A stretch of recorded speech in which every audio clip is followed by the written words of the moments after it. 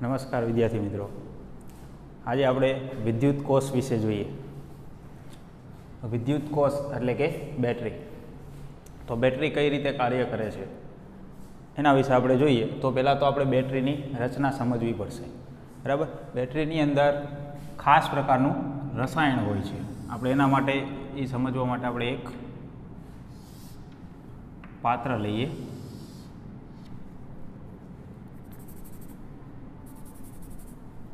જેની અંદર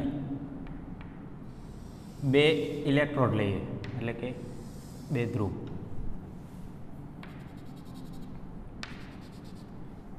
એકને આપણે કહીએ એ, એકને આપણે કહીએ બી.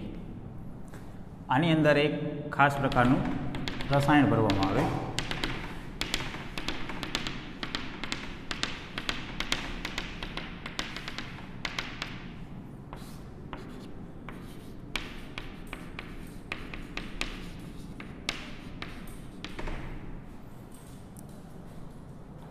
આ રસાયણની અંદર રાસાયણિક પ્રક્રિયાઓ થઈ અને ઇલેક્ટ્રોડ સાથે પણ પ્રક્રિયા થશે, અને આની અંદર ધન અને ઋણ આયનો એકબીજા સાથે પ્રક્રિયા કરી ઇલેક્ટ્રોડ એ જે છે એને ધન વીજભારિત બનાવશે અને ઇલેક્ટ્રોડ બીને ઋણ વીજભારિત બનાવશે. ધારો કે આનું વિદ્યુત સ્થિતિમાન જે છે V+ કહું અને બીનું વિદ્યુત સ્થિતિમાન છે V- કહું. આ માઇનસ પ્રકારનું હશે. રાસાયણિક પ્રક્રિયા એટલે કે અહીંયા રાસાયણિક બળ લાગશે અને રાસાયણિક બળના કારણે આયનો ગતિ કરશે. અહીંયા ખાસ કરીને જોઈએ તો બે પ્રકારના બળ લાગશે. એક રાસાયણિક બળ લાગશે જેને આપણે અવિદ્યુત બળ,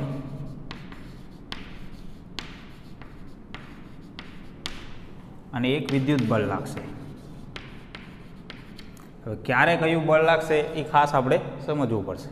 બરાબર, ધન આયનો જે હશે અને ઋણ આયનો જે હશે, ઋણ આયનો હશે એના ઉપર અવિદ્યુત બળ ઋણ ધ્રુવ તરફ લાગશે, ઋણ ઇલેક્ટ્રોડ તરફ લાગશે, અને ધન આયનો હશે એના ઉપર બળ ધન ઇલેક્ટ્રોડ તરફ લાગશે. અને આ જે બળ લાગશે એ અવિદ્યુતીય બળ હશે. બરાબર, રાસાયણિક પ્રક્રિયાના કારણે એ બળ લાગશે. અહીંયા કોઈ વિદ્યુત બળ, વિદ્યુત ક્ષેત્રના કારણે બળ નહીં લાગે. હવે સમજો તમે કે ધન આયનો હશે એ આના ઉપર જમા થશે, ધન ઇલેક્ટ્રોડ ઉપર, એ ઇલેક્ટ્રોડ ઉપર, અને બી ઇલેક્ટ્રોડ ઉપર ઋણ આયનો જમા થશે. એટલે કે આ રીતની કંઈક રચના થશે. આ બાજુ ધન વીજભાર જમા થશે, આ બાજુ ઋણ વીજભાર જમા થશે. તો આવી રચના જોતા આપણને બીજા ચેપ્ટરની અંદર આપણે સમજ્યા હતા કેપેસિટર યાદ આવે. કેપેસિટરની અંદર પણ આવું કંઈક થતું હતું, પણ કેપેસિટરમાં તો આપણે બેટરી વડે જ પ્લેટ ઉપર વિદ્યુતભાર આપતા હતા. જ્યારે અહીંયા વિદ્યુતભાર કેવી રીતે આવે છે? રાસાયણિક પ્રક્રિયાના કારણે આયનો ગતિ કરી અને પ્લેટ ઉપર જમા થાય છે. તો હવેની જે રચના થઈ કેપેસિટર જેવી જ થઈ. એટલે કે શું થાય? અહીંયા વિદ્યુત ક્ષેત્ર ઉત્પન્ન થશે આ રીતે, ધનથી ઋણ તરફ. ધારો કે હું એમ કહું E જેટલું વિદ્યુત ક્ષેત્ર ઉત્પન્ન થાય. હવે અહીંયા વચ્ચેનો જે ભાગ છે અહીંયા રાસાયણિક દ્રવ્ય છે. તો રાસાયણિક દ્રવ્ય છે એની અંદર આયનો પણ હશે. જે રીતે આપણે કીધું કે ધન આયન જે છે એ આ તરફ ગતિ કરે છે અને ઋણ આયન છે એ ગતિ કરે છે આ તરફ. અને અહીંયા જે બળ લાગે છે આ રીતનું, એ કયું બળ છે? રાસાયણિક બળ, અવિદ્યુત બળ છે. એટલે કે આપણે એને Fm વડે દર્શાવો. બરાબર, જે આ રીતે ગતિ કરે છે. હવે વિદ્યુત ક્ષેત્ર હશે તો એના કારણે બળ લાગશે, કેમ કે આ આયનો જે છે એ વિદ્યુત ક્ષેત્રની અંદર જ છે. તો વિદ્યુત ક્ષેત્રના કારણે બળ કઈ રીતે લાગે? તો કે ધન વીજભાર હોય એના ઉપર બળ વિદ્યુત ક્ષેત્રની દિશામાં લાગશે, અને ઋણ વીજભાર છે એના ઉપર બળ વિદ્યુત ક્ષેત્રની વિરુદ્ધ દિશામાં લાગશે. તો આ ધન આયન છે એના ઉપર બળ વિદ્યુત ક્ષેત્રની દિશા એટલે કે આ રીતે લાગશે, અને ઋણ આયન ઉપર બળ એનાથી વિરુદ્ધ દિશામાં. આ કયું બળ લાગશે? આ વિદ્યુત બળ લાગશે. તો આપણે જોઈ શકીએ છીએ રાસાયણિક બળ અને વિદ્યુત બળ પરસ્પર વિરુદ્ધ છે. બરાબર, રાસાયણિક બળ આ તરફ લાગે છે. ધન આયનની વાત કરીએ તો રાસાયણિક બળ આ રીતે લાગે છે અને વિદ્યુત બળ આ રીતે લાગે છે, એની વિરુદ્ધ દિશામાં. આવું થાય છે. તો સમય અનુસાર જેમ પ્રક્રિયા થતી જશે, સમય આગળ વધતો જશે, એમ આ પ્રક્રિયા આગળ વધતી જશે. હવે અહીંયા આપણે જોઈએ તો રાસાયણિક બળ છે એ વધુ હશે વિદ્યુત બળ કરતાં, કારણ કે વિદ્યુત બળ તો ક્યારે લાગશે? વિદ્યુત ભાર જમા થશે, એના કારણે વિદ્યુત ક્ષેત્ર ઉત્પન્ન થશે અને પછી લાગશે. અને વિદ્યુત ભાર જમા થાય છે એનું કારણ શું છે? તો કે રાસાયણિક બળ છે, અવિદ્યુત બળ છે. તો ધીમે ધીમે જ્યારે આ વિદ્યુત ભાર જમા થાય એમ વિદ્યુત ક્ષેત્રની કિંમત વધે, અને વિદ્યુત ક્ષેત્રની કિંમત વધશે એટલે જે વિદ્યુત બળ છે Q ઇન્ટુ E, આના અનુસાર આપણે વિચારીએ તો જે વિદ્યુત બળ છે એ વધતું જશે. વિદ્યુત ક્ષેત્ર જેમ વધતું જશે એમ વિદ્યુત બળ વધતું જશે. તો એક સમય એવો આવશે કે બંનેની કિંમત સરખી થશે. જો બંનેની કિંમત સરખી થઈ જાય તો શું થાય?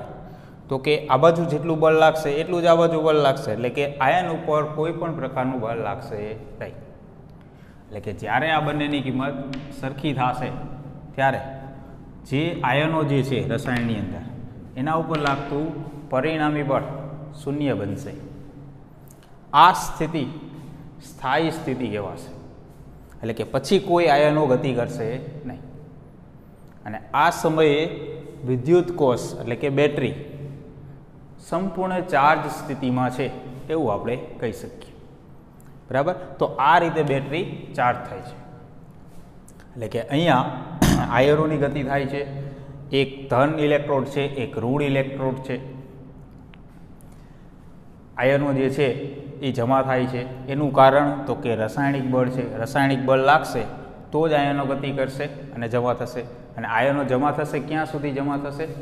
સતત જમા થતા જશે, પછી વિદ્યુત ક્ષેત્ર સામે વધતું જશે, અને વિદ્યુત ક્ષેત્ર વધશે તો વિદ્યુત બળ એ વધતું જશે. વિદ્યુત બળ અને રાસાયણિક બળ બે વિરુદ્ધ દિશામાં હશે. એટલે કે એક સમય એવો આવશે કે બંનેની કિંમત સરખી થશે. બંનેની કિંમત સરખી થશે એટલે પરિણામી બળ જે છે એ 0 થઈ જશે. જ્યારે આવું થશે ત્યારે રાસાયણિક ગતિઓ જે થતી હતી, આયનોની જે ગતિ, ઇલેક્ટ્રોડ ઉપર ધન આયન, એક ઇલેક્ટ્રોડ ઉપર ધન આયન જાય છે, એક ઇલેક્ટ્રોડ ઉપર ઋણ આયન જાય છે, આ સ્ટોપ થઈ જશે. એટલે કે આ સ્થિતિ સંપૂર્ણ ચાર્જ સ્થિતિ કહેવાશે. તો આ રીતે બેટરીની અંદર પ્રક્રિયાઓ થતી હોય. અહીંયા આપણે આ બે ઇલેક્ટ્રોડ વચ્ચે વિદ્યુત સ્થિતિમાનનો તફાવત આપણે ગણીએ તો કેટલો થાય? A અને B ઇલેક્ટ્રોડ વચ્ચે વિદ્યુત સ્થિતિમાનનો તફાવત જો ગણીએ, એક V પ્લસ છે માઇનસ, એક છે માઇનસ V માઇનસ, તો આ ટોટલ કેટલું થશે? V plus plus V minus. બરાબર? આટલો વિદ્યુત સ્થિતિમાનનો તફાવત થશે. આ બે છેડાઓ છે અને એને જ આપણે કહીશું એપ્સિલોન, એટલે કે EMF, ઇલેક્ટ્રોમોટિવ ફોર્સ અથવા તો વિદ્યુત ચાલક બળ.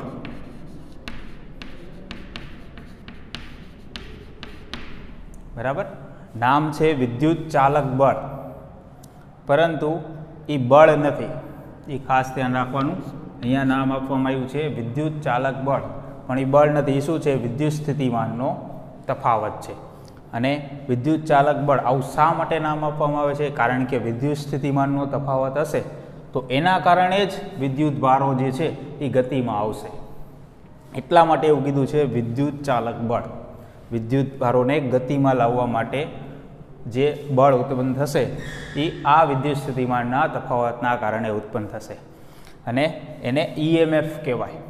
એપ્સિલોન વડે એને દર્શાવાય. બરાબર?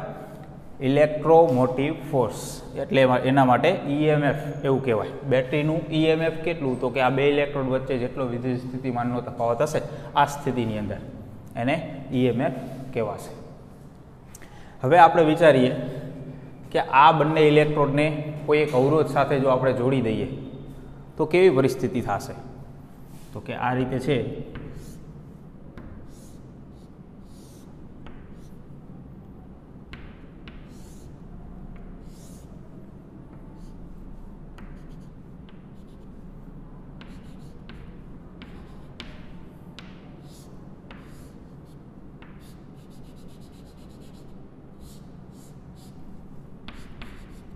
કોઈ એક અવરોધ આર સાથે આપણે એને જોડી દઈએ.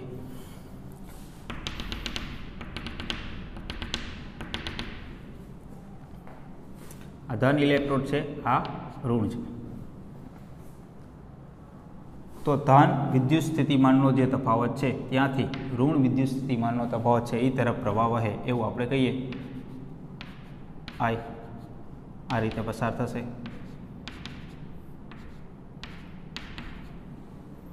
તો આનો અર્થ શું થયો? ખરેખર જે ઇલેક્ટ્રોડ ઉપર પ્રક્રિયા થતી હશે એના કારણે જે ઋણ ઇલેક્ટ્રોડ જે છે ત્યાં ઇલેક્ટ્રોન જે વધારાના હશે એ ઇલેક્ટ્રોન આ રીતે ગતિ કરી અને એ તરફ આવતા હશે. પરંતુ આપણે રૈવાજિક પ્રવાહ દર્શાવીએ છીએ એટલે એ થી બી તરફ આપણે અહીંયા પ્રવાહ બતાવ્યો છે, પણ ઇલેક્ટ્રોનની ગતિ છે એ બે ઇલેક્ટ્રોડથી થશે. આ રીતે હંમેશા યાદ રાખવું, વિદ્યુત પ્રવાહ આપણે બતાવી છીએ રૈવાજિક પ્રવાહ છે, એ ધન વીજભારની ગતિ છે. તો આ બાજુ ધન ઇલેક્ટ્રોડ છે એટલે કે એનો અર્થ એવો થાય ધન વીજભાર અહીંયાથી ઓછો થાય છે અને બી તરફ જાય છે. હકીકતમાં ધન વીજભાર ગતિ કરે નહીં, બરાબર, ઇલેક્ટ્રોન ગતિ કરશે. એટલે કે ઇલેક્ટ્રોન અહીંયાથી આ રીતે આવશે, પણ આપણે બતાવશું એ થી બી તરફની ગતિ વિદ્યુત પ્રવાહની.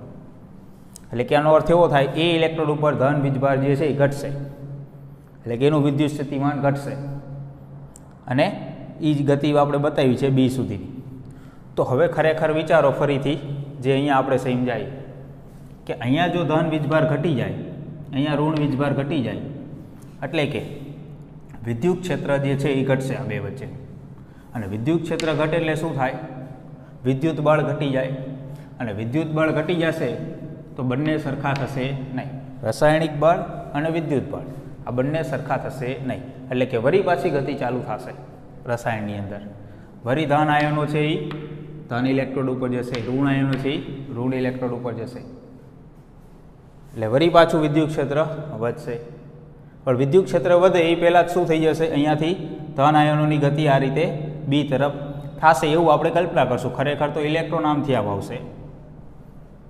એટલે કે ટૂંકમાં આપણે કોઈ અવરોધ સાથે જોડી દઈશું આ જે વિદ્યુત કોષ છે એને, તો આ બે છેડા વચ્ચે વિદ્યુત સ્થિતિમાનનો તફાવત ઘટશે અને એ વિદ્યુત સ્થિતિમાનનો તફાવત વધે એના માટે રાસાયણિક પ્રક્રિયા થઈ ધન આયનો સતત ધન ઇલેક્ટ્રોડ ઉપર જશે, ઋણ આયનો સતત ઋણ ઇલેક્ટ્રોડ ઉપર જશે. આ પ્રક્રિયા ચાલુ રહેશે. તો આપણે એવું વિચારીએ કે આ પ્રક્રિયા ક્યાં સુધી ચાલુ રહે? તો કે અહીંયા મુખ્ય કારણ જે છે કે જે આયનો છે એ ઇલેક્ટ્રોડ ઉપર જમા થાય છે એ છે રાસાયણિક બળ, અવિદ્યુતીય બળ. એટલે કે રાસાયણિક પ્રક્રિયા જે થાય છે, આ જે દ્રાવણ આપણે લીધું છે એ કોઈ ખાસ પ્રકારનું હશે, બરાબર. એ રાસાયણિક દ્રવ્ય છે આના ઉપર આધાર રાખે છે આખી પ્રક્રિયાઓ. જે તમે કેમેસ્ટ્રીની અંદર ભણશો એટલે કે એની સાંદ્રતા કેટલી છે એના ઉપર આધાર રાખશે. એટલે કે ક્યાં સુધી આ રાસાયણિક દ્રવ્ય કાર્યરત રહેશે, બરાબર, એની પણ અમુક લિમિટ હશે ક્યાં સુધી કાર્યરત રહેશે. અને રાસાયણિક જે દ્રવ્ય હશે એની કાર્ય કરવાની ક્ષમતા ઘટી જશે પછી આ જે આયનો છે કે જેને એ ઇલેક્ટ્રોડ ઉપર મોકલે છે, એટલે કે જે રાસાયણિક બળ છે એ ઘટી જશે. એટલે ધીમે ધીમે પછી આ બેટરી ડિસ્ચાર્જ થાય છે એવું આપણે કહી શકીએ. પછી સાવ સાંદ્રતા ઘટી જાય, બરાબર, એટલે આ પ્રક્રિયા જે છે એ થશે નહીં. એટલે કે આપણે એવું કહી શકીએ કે બેટરી છે એ ડિસ્ચાર્જ થઈ ગઈ. ફરીથી એને આપણે ચાર્જ કરવી પડે. તો ફરીથી ચાર્જ કરવી હોય તો શું કરવું પડશે? જો આ જ આખી જે પ્રક્રિયા છે એને ઉલટાવી નાખો. એટલે કે આ જે આપણી બેટરી લીધી છે, આ જે આપણે વિદ્યુત કોષ લીધો છે એનાથી મોટો વિદ્યુત કોષ, એટલે કે વધારે વિદ્યુત સ્થિતિમાનનો તફાવત ધરાવતી બેટરી ઉલટી જોડી દેવાની. એટલે આખી પ્રક્રિયા વળી પાછી ઉલટી થશે, બરાબર. એટલે કે આયનો જે છે એ ઊંધા ગતિ કરશે જે આપણે વિચાર્યું હતું એના કરતાં આખું, અને વળી પાછી દ્રાવણની સાંદ્રતા વધતી જશે. અથવા તો જો એવું ન કરીએ તો અંદરનું જે દ્રાવણ છે એ જ બદલી નાખવાનું, બરાબર, તો પણ થઈ શકે. એટલે વિદ્યુત કોષ છે એ ઘણા બધા પ્રકારના હોય છે, બરાબર. તો એના વિશે આપણે નથી જતા, પરંતુ અહીંયા જે આપણે સમજીએ છીએ એના તરફ આગળ વધીએ. પછી અહીંયા જે EMF કીધું આપણે એ કોઈ અવરોધ નહોતો જોયો ત્યારે આ બે છેડા વચ્ચે વિદ્યુત સ્થિતિમાનનો જે તફાવત હતો એના વિશે આપણે કીધું. પરંતુ આ રીતે ગતિ કરશે વિદ્યુતભાર આ રીતે, તો અહીંયા રસાયણની અંદર જ્યારે ગતિ થતી હશે ત્યારે આયનો જે છે એ એકબીજા સાથે અથડામણ કરતા હશે. ધારો કે કોઈ ધન આયન છે એ ધન ઇલેક્ટ્રોડ તરફ જાય છે, બરાબર, તો દ્રાવણની અંદર બીજા પણ ઘણા બધા પરમાણુ આયનો હશે, બરાબર, એની સાથે અથડામણ કરતો જશે. તો એ જે અથડામણ થશે જેને આપણે શું કહીએ છીએ, વિદ્યુતભારની ગતિને અટકાવે એને આપણે શું કહીએ, અવરોધ. એટલે કે બેટરીની અંદર પણ અવરોધ હશે જેને આપણે કહીશું બેટરીનો આંતરિક અવરોધ, જેને આપણે સ્મોલ આર વડે દર્શાવશું. આ જે આપણે કેપિટલ આર બતાવ્યો છે એ તો આપણે બાહ્ય અવરોધ કહીશું એને, એ તો આપણે બહારથી જોડેલો છે. આ તો બેટરીની અંદરનો અવરોધ કેટલો છે એને આપણે શું કહીશું, બેટરીનો આંતરિક અવરોધ. અને બેટરીનો આંતરિક અવરોધ શા માટે લાગશે, તો કે આની અંદર જે રસાયણ છે એની અંદર આયનો ગતિ કરશે તો એકબીજા સાથે અથડાતા જ ગતિ કરશે, બરાબર, એટલે કે અવરોધ તો ત્યાં પણ લાગશે. તો બેટરીનો આંતરિક અવરોધ આપણે એને કહીશું. જો આપણે ઈએમએફની વ્યાખ્યા આપવી હોય તો આપણે શું કહી શકીએ અહીંયા ઈએમએફ વિશે, તો ધારો કે કોઈ એકમ ધન વીજભાર છે એને આપણે ઋણ ઇલેક્ટ્રોડથી ધન ઇલેક્ટ્રોડ સુધી અવિદ્યુત બળ વડે લઈ જવા માટે અહીંયા સુધી આપણે લઈ જશું તો જેટલું કાર્ય કરવું પડશે, બરાબર. અવિદ્યુત બળ જે છે એ કઈ બાજુ લાગે છે, આ બાજુ, તો એની વિરુદ્ધ લઈ જવા માટે જેટલું કાર્ય કરવું પડશે એને ઈએમએફ કહેવાય, બરાબર. ફરીથી એક વખત, તો કે અહીંયા એકમ ધન વિદ્યુતભાર આપણે વિચારીએ, એ એકમ ધન વિદ્યુતભારને આપણે ધન ઇલેક્ટ્રોડ સુધી લઈ જવા માટે અવિદ્યુત બળની વિરુદ્ધ ધન ઇલેક્ટ્રોડ સુધી લઈ જવા માટે કરવું પડતું કાર્ય જેને આપણે ઈએમએફ કહી શકીએ. તો હવે આંતરિક અવરોધ જે છે એના આધારે આપણે હવે વિચારીએ. આ રીતે આપણે જોડશું એટલે વિદ્યુત પ્રવાહ વહેશે, એટલે કે વિદ્યુત સ્થિતિમાનનો તફાવત ઘટશે. તો બે છેડા વચ્ચે વિદ્યુત સ્થિતિમાનનો તફાવત હવે કેટલો, પહેલાં કેટલો હતો, તો કે એપ્સિલોન જેટલો, બરાબર. આનું વિદ્યુત સ્થિતિમાન હતું V+, આનું હતું -V-. તો બે છેડા વચ્ચે વિદ્યુત સ્થિતિમાનનો તફાવત કેટલો આવ્યો, તો કે V+ + V-. તો આને આપણે ઈએમએફ કીધું. પણ હવે આપણે જો આને અવરોધ સાથે જોડી દઈએ તો આ બે છેડા વચ્ચે વિદ્યુત સ્થિતિમાનનો તફાવત ઘટી જશે. તો બે છેડા વચ્ચે વિદ્યુત સ્થિતિમાનનો તફાવત કેટલો, જેને કહેવાય ટર્મિનલ વોલ્ટેજ.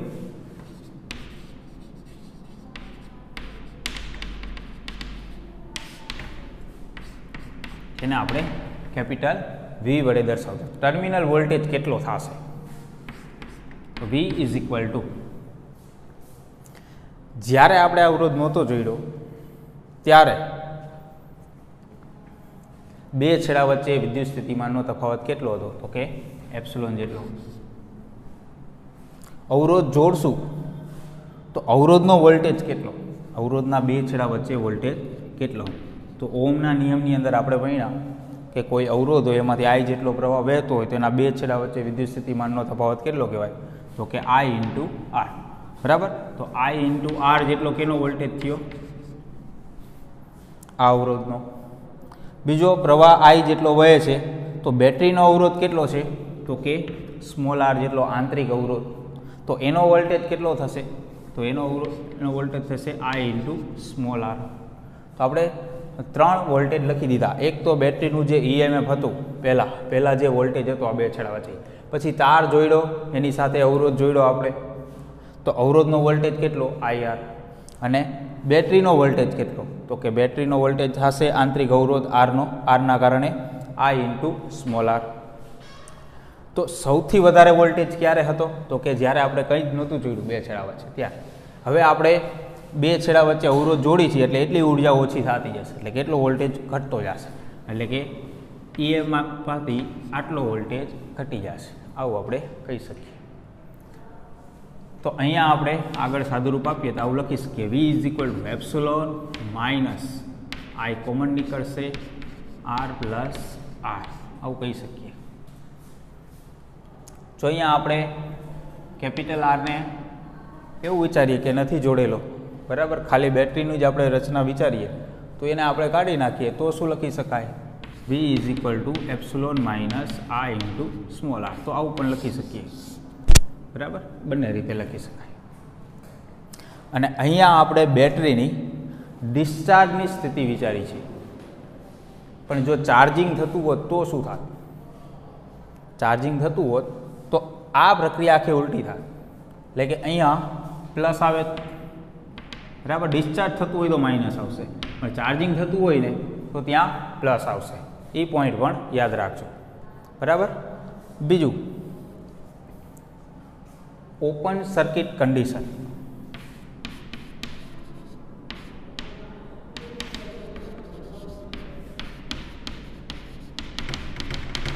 કોને કહેવાય? તો કે જ્યારે પ્રવાહ I ઇઝ ઇક્વલ ટુ 0 હોય, કોઈ પણ જાતનો પ્રવાહ વહેતો ના હોય, આ સ્થિતિને ઓપન સર્કિટ કન્ડિશન કહેવાય. જો I ઇઝ ઇક્વલ ટુ 0 વિચારો તમે તો શું થાય? V is equal two epsilon. તો આનો મતલબ શું થયો? એટલે કે આપણે કોઈ અવરોધ સાથે ના જોડીએ, બરાબર, આ સ્થિતિ હોય ત્યારે V is equal two epsilon થાય, એટલે કે આ સ્થિતિ થઈ. અથવા તો એવું કહી શકીએ, અવરોધ R ઇન્ફિનિટિવ હોય ત્યારે પ્રવાહ નહીં વહે આમાંથી, એ સ્થિતિ વિચારીએ તો V is equal two epsilon ત્યારે થાય, બરાબર. તો બેટરીની અંદર આ રીતની પ્રક્રિયાઓ થતી હોય. સારું, આપણે જે રીતે અવરોધોનું શ્રેણી અને સમાંતર જોડાણ જોયું હતું, એ જ રીતે આપણે વિદ્યુત કોષ માટે શ્રેણી સમાંતર જોડાણ જોઈએ.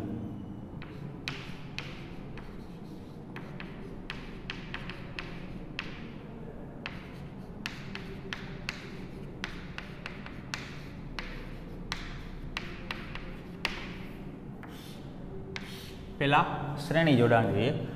ધારો કે બે બેટરી લઈએ, બે વિદ્યુત કોષ લઈએ.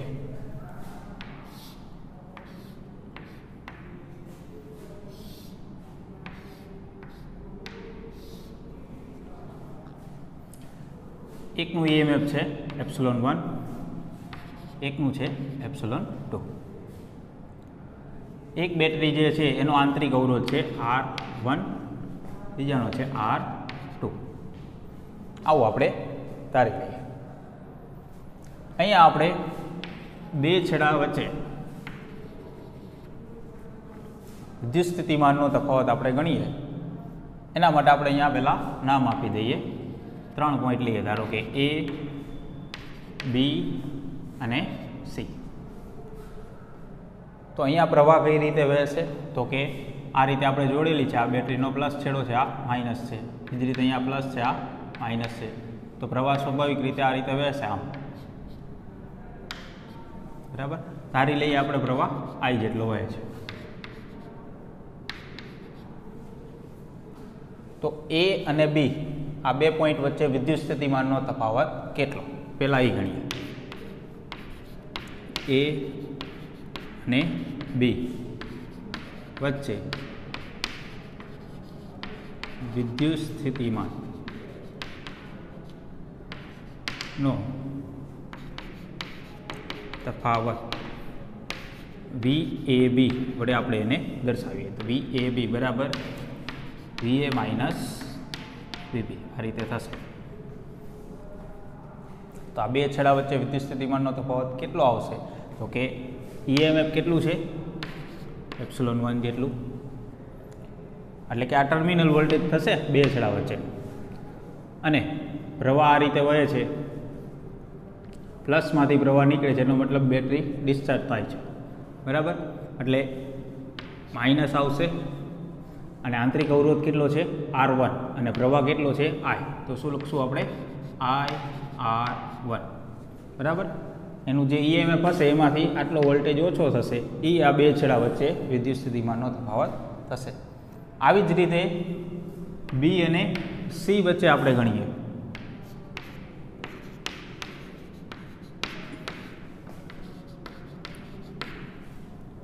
B અને C વચ્ચે વિદ્યુત સ્થિતિમાન નો તફાવત VBC is equal to VB minus VC. તો આ બે પોઈન્ટ વચ્ચે બેટરી છે એપ્સિલોન 2 EMF વાળી, તો એપ્સિલોન 2 માઇનસ પ્રવાહ I જેટલો હોય છે અને આંતરિક અવરોધ છે R2 અને બેટરી ડિસ્ચાર્જ થાય છે એટલે શું આવશે IR2, બરાબર. તો આ રીતે થશે. હવે આપણે ગણીએ A અને C વચ્ચે વિદ્યુત સ્થિતિમાનનો તફાવત.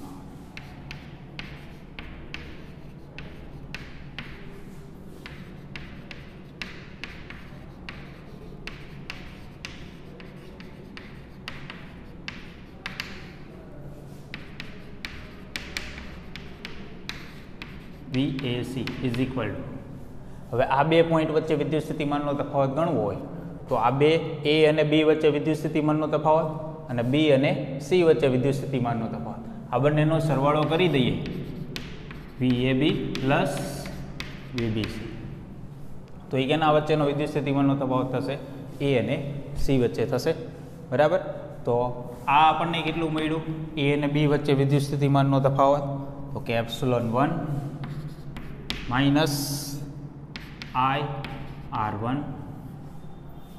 એ જ રીતે B અને C વચ્ચે કેટલું મળ્યું આપણને?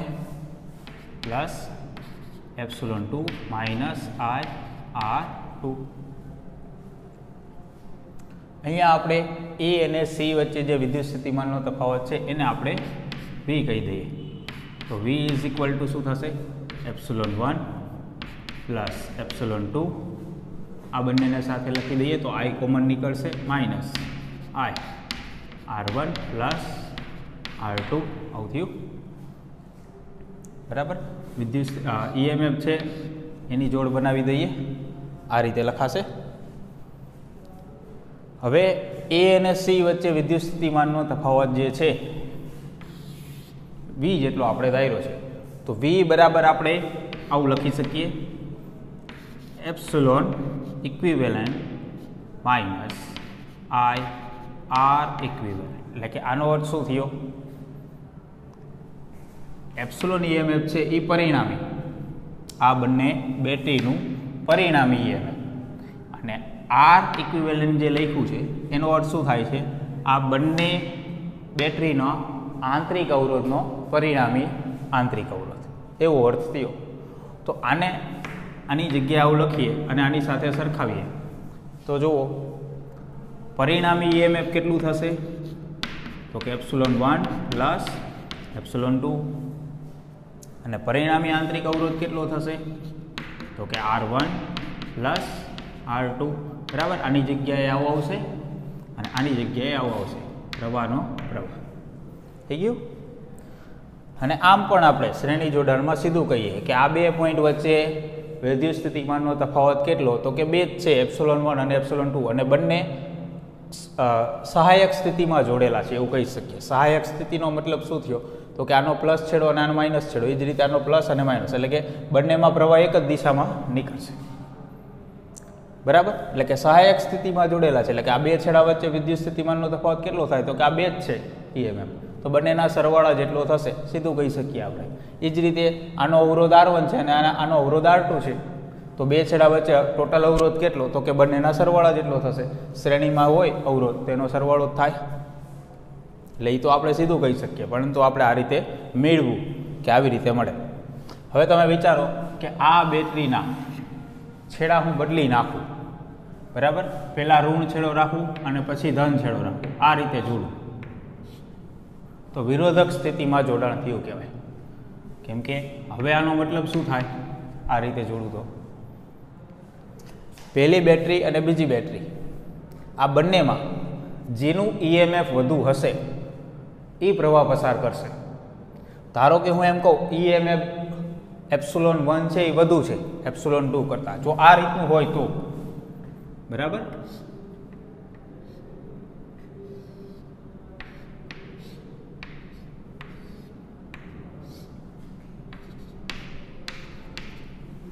આ રીતનું જોડાણ હોય, હવે હું એમ કહું એપ્સિલોન 1 વધુ છે એપ્સિલોન 2 કરતાં, તો પ્રવાહ કઈ રીતે વહેશે?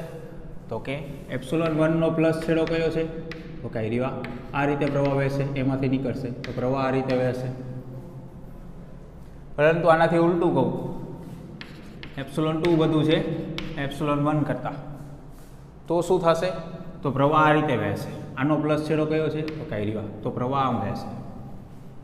કેમ કે જે બેટરીનું વધારે EMF હોય એમાંથી જ પ્રવાહ વહે. અને પરિણામી EMF કેટલું લખાય? જો આ રીતે હોત તો આ રીતે લખાત ε1 માઇનસ ε2, અને આ રીતે હોત બરાબર તો પરિણામી EMF લખાત ε2 માઇનસ ε1, તો આવું થાય. તો આ રીતે આપણે EMF લખી શકીએ. અને અવરોધ કેટલો લખાય? તો અવરોધનો તો સરવાળો જ થશે. પછી વિરોધક સ્થિતિમાં બેટરી જોડેલી હોય કે સહાયક સ્થિતિમાં, અવરોધનો સરવાળો જ થશે R1 પ્લસ R2. એ બંને માટે આવું જ રહેશે. અવરોધમાં કંઈ નહીં થાય, EMF જોવું પડશે અને બેટરીના છેડા જોવા પડશે કેવી રીતે જોડેલા છે. હવે હું એમ કહું, N જેટલી બેટરી છે, N જેટલી ε1, ε2, ε3 આ રીતે εN આટલું EMF ધરાવતી R1, R2, R3, Rn આટલો આંતરિક અવરોધ ધરાવતી બેટરીઓ છે N જેટલી, અને બધાને આ રીતે શ્રેણીમાં જોડ્યા છે સહાયક સ્થિતિમાં. તો પરિણામી EMF કેટલું થશે? તો કે ε1 પ્લસ ε2 પ્લસ ε3 પ્લસ આ રીતે εN સુધી. એ જ રીતે અવરોધ કેટલો થશે? તો કે R1 plus R2 plus R3 plus Rn સુધી. હવે હું એમ કહું કે આ N જેટલી બેટરીઓ જોડેલી છે, આમાંથી કોઈ બેટરી જે છે એ વિરોધક સ્થિતિમાં છે, જે રીતે આપણે અહીંયા ચર્ચા કરી, તો એનું EMF શું કરી નાખવાનું? માઇનસ કરી નાખવાનું, બરાબર. પણ સરવાળો આ રીતે કરવાનો.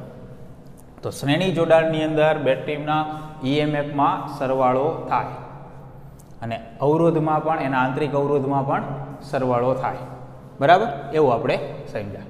સમાંતર જોડાણમાં કેવું થશે એ આપણે મેળવીએ. હવે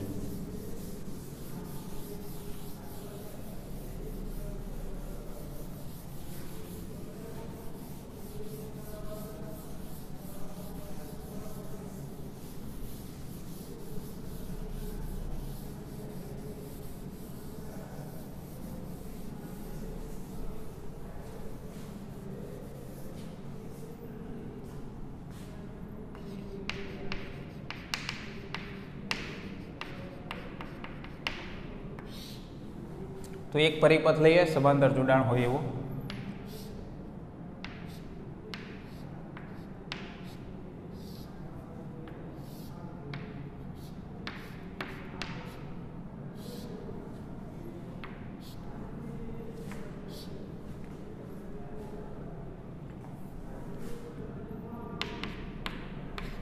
ε1 અને ε2 EMF ધરાવતી, આનો આંતરિક અવરોધ R1 અને આનો આંતરિક અવરોધ R2, બરાબર. બે પોઈન્ટ લઈ લઈએ આપણે, A અને B. આ રીતે ધારો કે ટોટલ પ્રવાહ આવે છે I જેટલો, તો પ્રવાહ અહીંયાથી આની અંદર વહેંચાશે. એકમાં I1 જેટલો જશે અને એકમાં I2 જેટલો જશે. એટલે કે આપણે અહીંયા આવું લખી શકીએ પ્રવાહ માટે, I is equal to I1 plus I2 આવું થશે. તો અહીંયા આપણે I1 અને I2 ની કિંમત ગણી લઈએ, જે આની અંદર મૂકી દઈએ એટલે આપણે આગળ ઇક્વેશન મેળવી શકશું. તો અહીંયા A અને B છેડા વચ્ચે, A અને B વચ્ચે વિદ્યુત સ્થિતિમાં નો તફાવત,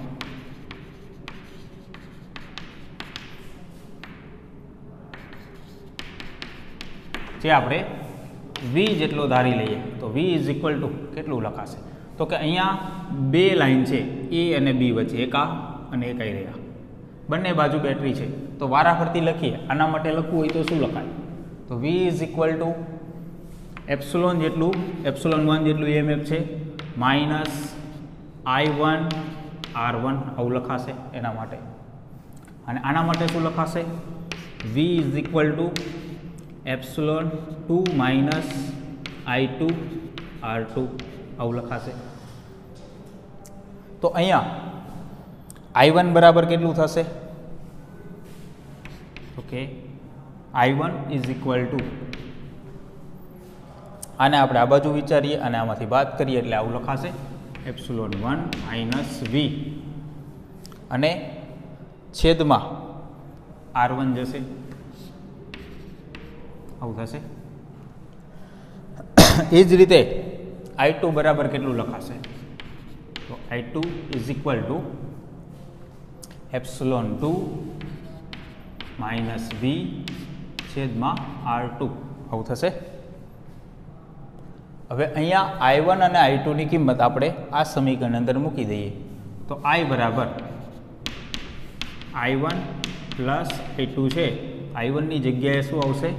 તો કે એપ્સિલોન 1 માઇનસ V છેદમાં R1 પ્લસ I2 ની જગ્યાએ કેટલું આવશે? એપ્સિલોન 2 માઇનસ V છેદમાં R2. બરાબર, તો I બરાબર આપણને આવું મળ્યું. હવે આપણે શું કરશું? અહીંયા V ને કરતા બનાવશું.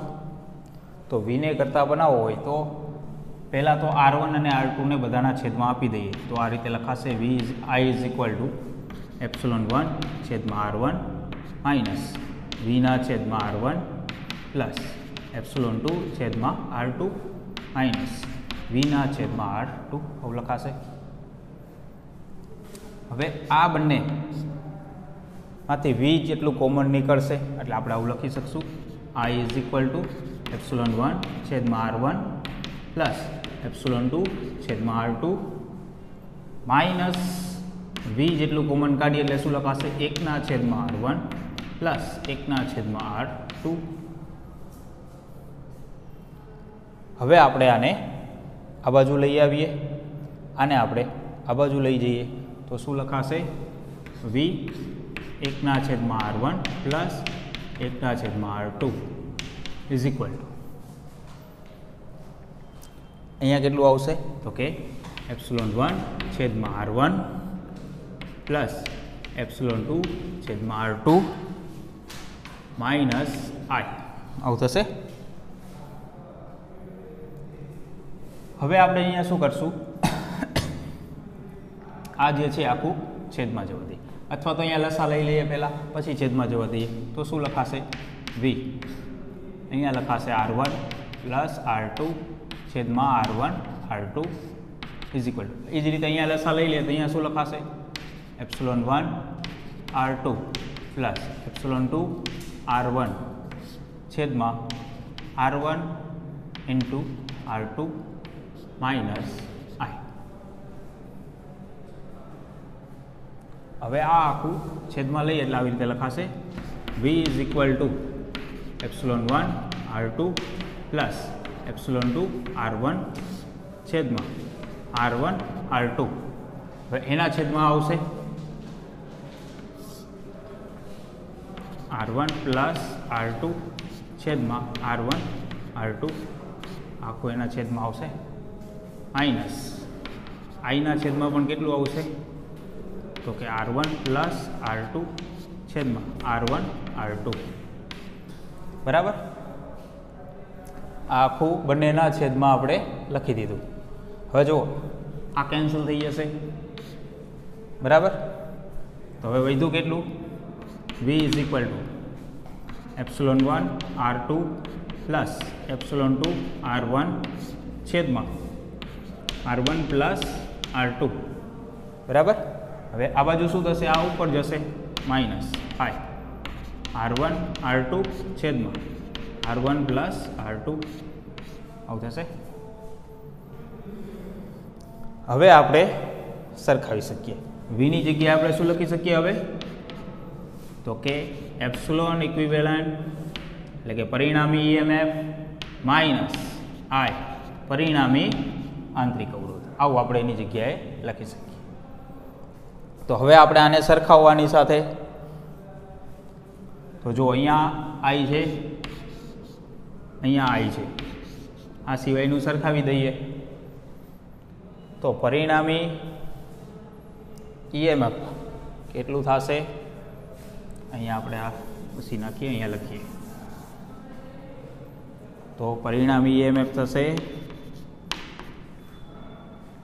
ε1 R2 પ્લસ ε2 R1 છેદમાં R1 પ્લસ R2 આવું લખાશે અને પરિણામી આંતરિક અવરોધ કેટલો થશે તો કે R1 પ્લસ R1 R2 છેદમાં R1 પ્લસ R2 આવું લખાશે તો આ થયું પરિણામી ईएमएफ આ થયું પરિણામી આંતરિક અવરોધ આ બંનેને આપણે જુદી જુદી રીતે પણ લખી શકીએ આને આપણે આવી રીતે લખી શકીએ 1/R ઇક્વિવેલન્ટ લખવું એટલે આને આવું લખાય 1/R1 પ્લસ 1/R2 એટલે કે એને ઉલટાવી નાખવાનું અને R1 અને R2 બંનેના છેદમાં આપી દેવાનું તો આ રીતે પણ આપણે એને લખી શકીએ અને અહીંયા આપણે આવું લખી શકીએ એપ્સિલોન ઇક્વિવેલન્ટ અને R ઇક્વિવેલન્ટ આ બંનેનો ભાગાકાર કરું એટલે શું થાય આ અને આ કેન્સલ થઈ જાય પહેલાં તો છેદ એક સરખો થશે અને R1 અને R2 બંનેના છેદમાં જશે તો અહીંયા શું લખાશે ε1 છેદમાં R1 પ્લસ ε2 છેદમાં R2 આવું લખાશે બરાબર આ બંનેનો ગુણોત્તર લખવું હોય તો અને 1/છેદમાં પરિણામી અવરોધ લખવો હોય આંતરિક અવરોધ તો આવશે 1/છેદમાં R1 પ્લસ 1/છેદમાં R2 આ રીતે લખવાનો ફાયદો શું તો કે અહીંયા તો 2 જ આપણે બેટરી લીધી છે આની જગ્યાએ વધારે બેટરી હોત બરાબર ધારો કે n બેટરી હોત તો આપણે કેવું લખી શકીએ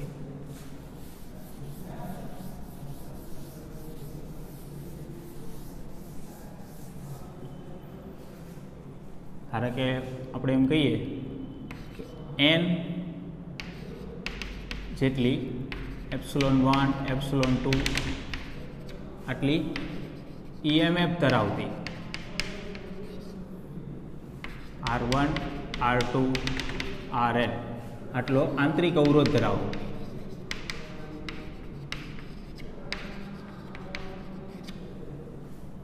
બેટરીઓ હોય n જેટલી તો એના માટે આપણે આ મત મુજબ શું લખી શકશું તો કે R એપ્સિલોન ઇક્વિવેલન્ટ છેદમાં R equivalent is equal two આપણે આવું લખી શકીએ 1/1 પ્લસ 2/2 પ્લસ આ જ રીતે છેદમાં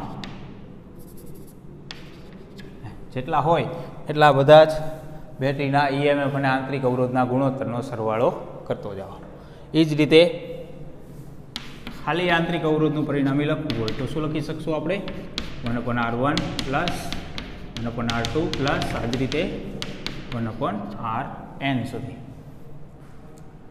તો આ રીતે સમાંતર જોડાણની અંદર આપણને જોવા મળશે બરાબર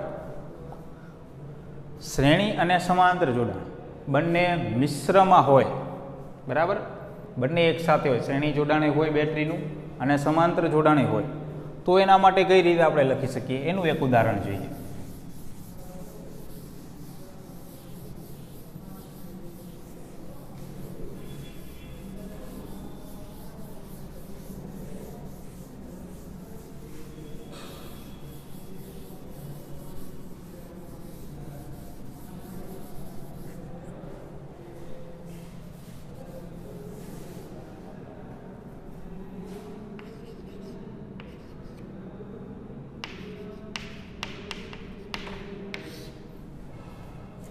મિશ્ર જોડાણ વિચારીએ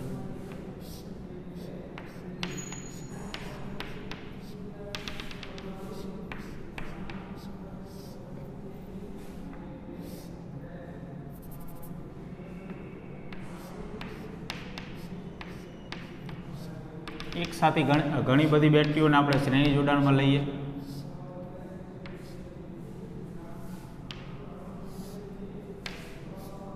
અને સમાંતર જોડાણમાં પણ લઈએ એક સાથે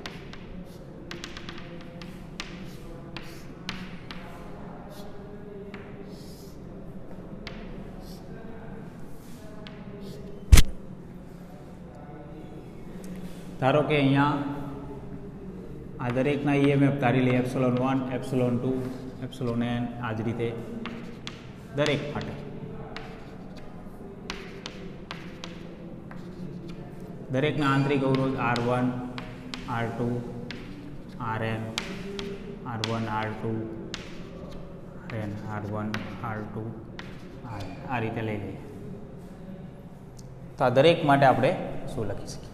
તો જો આપણે શ્રેણી અને સમાંતર જોડાણ બંને માટે આપણે હમણાં જ સમીકરણો મેળવા. તો શ્રેણી જોડાણ હોય એના માટે EMF લખવું હોય, ધારો કે આપણે પહેલી હરોળ માટે લખીએ તો પ્રથમ હરોળ માટે પરિણામી EMF કેટલું લખી શકાય? તો કે શ્રેણી જોડાણ છે તો ε1 પ્લસ ε2 પ્લસ આ જ રીતે εn સુધી આપણે લખી શકીએ. એ જ રીતે અવરોધ લખવું હોય તો કેટલું લખી શકાય? તો કે R1 પ્લસ R2 પ્લસ આ જ રીતે Rn સુધી લખી શકીએ. હવે એમ કહું કે આ બે પોઈન્ટ વચ્ચે A અને B, આ બે પોઈન્ટ વચ્ચે EMF કેટલું? તો કે સમાંતર જોડાણની અંદર EMF કેવું રહે? સરખું રહે. હવે આ હરોળનું EMF કેટલું મળ્યું? તો કે બધી બેટરીના EMFનો સરવાળો આટલું મળ્યું. તો આ હરોળનું પણ એટલું જ મળે અને આ હરોળનું પણ એટલું જ મળે. તો બધા માટે EMF તો કેટલું લેશે? એ તો આટલું જ રહેશે. પણ અવરોધમાં એવું નહીં થાય. અવરોધમાં શું થાય? આ હરોળનો અવરોધ કેટલો મળ્યો? તો કે બધા અવરોધનો સરવાળો. પછી આ બધા માટે એટલો જ મળશે. પણ આ બે પોઈન્ટ વચ્ચે હું એમ કહું અવરોધ કેટલો? તો આ બધાનું શું કરવું પડે? વ્યસ્તમાં. એટલે કે આને હું R ડેશ કહી દઉં. તો આ હરોળનો અવરોધ R ડેશ, આ હરોળનો અવરોધ R ડેશ. તો આ બધા R ડેશ અવરોધ કેવા થયા? સમાંતરમાં થયા. તો R ડેશ જેટલા અવરોધ હશે કેટલા હશે? n અવરોધ હશે, અથવા તો n ની જગ્યાએ આપણે m ધારી લઈએ. બરાબર, m હરોળ છે આ રીતે m જેટલી હરોળ છે અને આ રીતે n જેટલા અવરોધ અને બેટરી છે. તો m અવરોધ સમાંતરમાં હોય તો શું લખાય? તો 1/r ઇક્વેટ બરાબર R ડેશ પ્લસ આવું કેટલી વખત? m વખત આવું થશે. એટલે કે આપણે આવું લખી શકશું 1/r ઇક્વિવેલન્ટ બરાબર m ના છેદમાં R ડેશ. તો R ઇક્વિવેલન્ટ બરાબર શું થશે? R ડેશ ના છેદમાં m. તો આ પરિણામી અવરોધ થઈ ગયા. R ડેશ એટલે કેટલું? તો કે આ બધાનો સરવાળો બરાબર. અને EMF કેટલું? તો કે ε1 પ્લસ ε2 પ્લસ.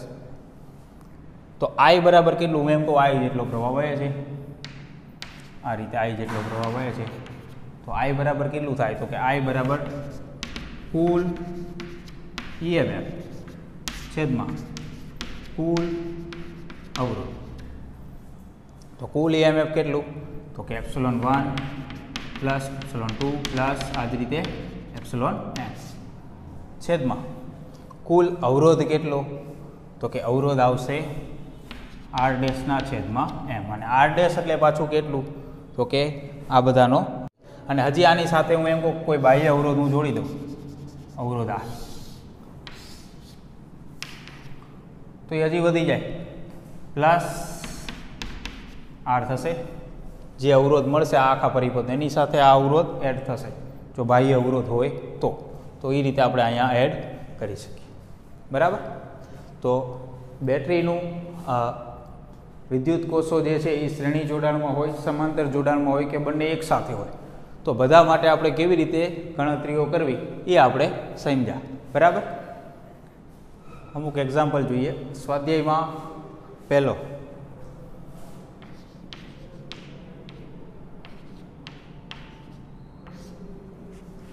જો રકમ કારની એક સંગ્રાહક બેટરીનું EMF 12 વોલ્ટ છે. જો બેટરીનો આંતરિક અવરોધ 0.4 ઓહ્મ હોય તો બેટરીમાંથી કેટલો મહત્તમ પ્રવાહ ખેંચી શકાય? બેટરીનું EMF આપણને આપ્યું છે 12 વોલ્ટ અને આંતરિક અવરોધ આપ્યો છે 0.5 ઓહ્મ, 0.4 ઓહ્મ જેટલો અવરોધ કીધો છે. બરાબર. તો કેટલો મહત્તમ પ્રવાહ કેટલો ખેંચી શકાય. તો સીધું જ છે કે પ્રવાહ મહત્તમ ક્યારે થશે, તો કે અવરોધ ઓછો હશે ત્યારે. બરાબર. અવરોધ ઓછો હશે એટલે કેટલો, તો કે આપણે આવું લખી શકીએ, I is equal two total voltage એટલે કે EMF એપ્સિલોન જેટલું, અને અવરોધ કેટલો, તો કે આંતરિક અવરોધ પ્લસ બાહ્ય અવરોધ જે હોય. તો અહીંયા આપણે બાહ્ય અવરોધ જે છે એ 0 વિચારીએ એટલે કે બહુ ઓછો બાહ્ય અવરોધ આપણે 0 વિચારીએ ત્યારે જે આપણને પ્રવાહ મળશે એ મેક્સિમમ થશે. એટલે કે આપણે આવું લખી શકીએ એપ્સિલોનના છેદમાં R. બરાબર. બાહ્ય અવરોધ જે છે, અવરોધ ઓછો હશે ત્યારે જ પ્રવાહ મહત્તમ મળશે. તો બાહ્ય અવરોધ છે ને જે આપણે 0 વિચારીએ ત્યારે પ્રવાહ જે મળશે એ મેક્સિમમ મળશે.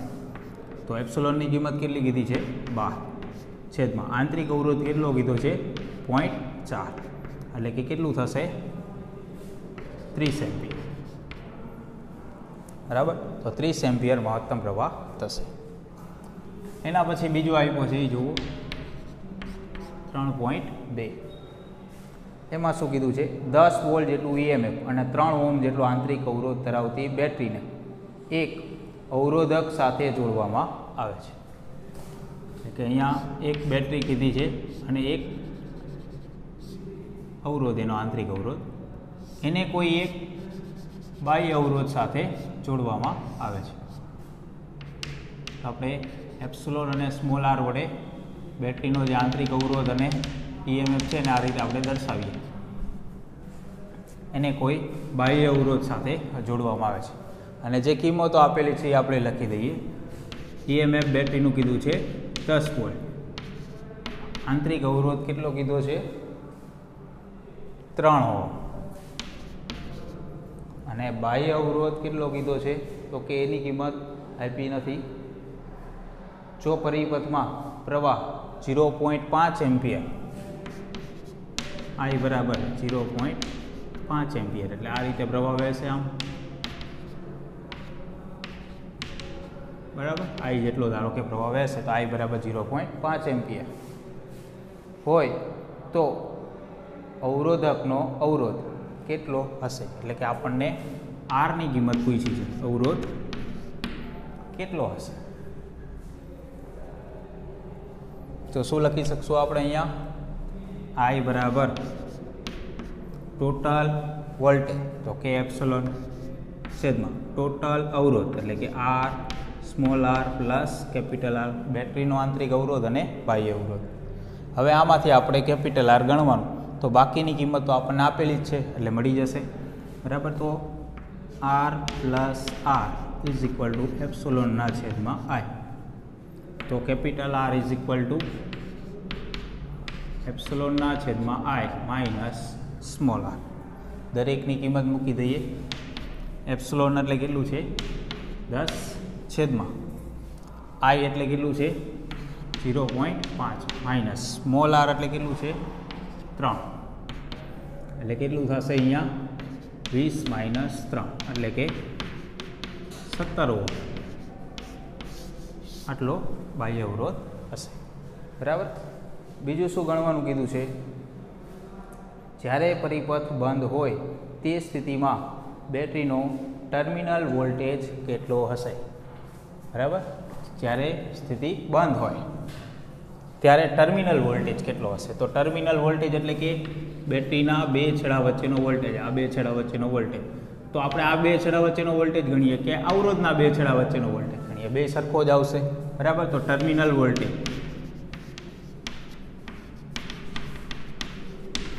તો V is equal two IR.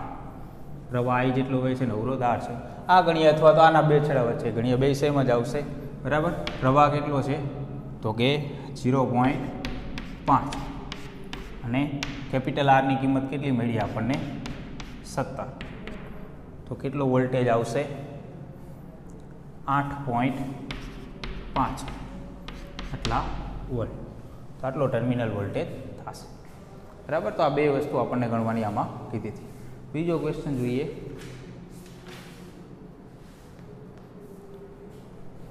સ્વાધ્યાયમાં 11મો એની રકમ જોવો.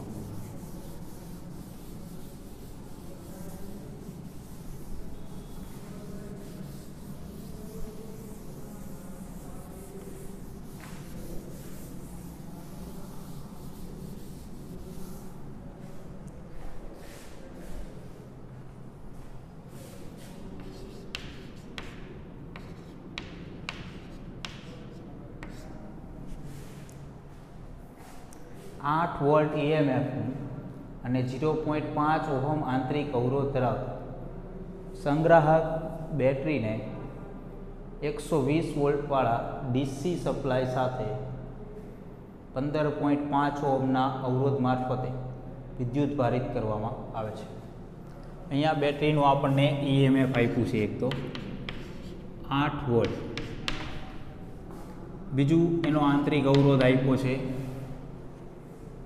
0.5 ઓહમ, પછી એક DC સપ્લાય આપ્યો છે 120 વોલ્ટનો અને અવરોધ એક બીજો આપ્યો છે બાહ્ય અવરોધ જે છે 15.5 ઓહમ. બરાબર, આટલી કિંમતો આપેલી છે અને એવું કીધું છે કે આ DC સપ્લાય કોઈ વોલ્ટેજ છે એના મારફતે બેટરીને ચાર્જ કરવામાં આવે છે. એટલે કે ખરેખર પરિપથ આ રીતે હશે.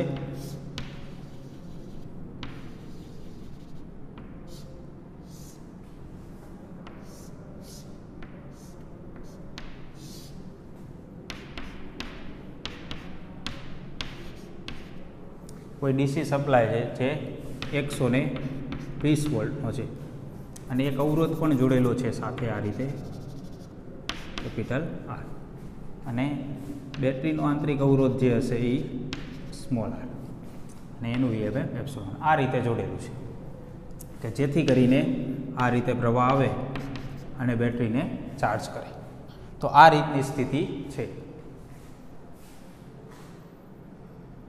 તો વિદ્યુત ભારણની પ્રક્રિયા દરમિયાન બેટરીનો આંતરિક અવરોધ કેટલો હશે?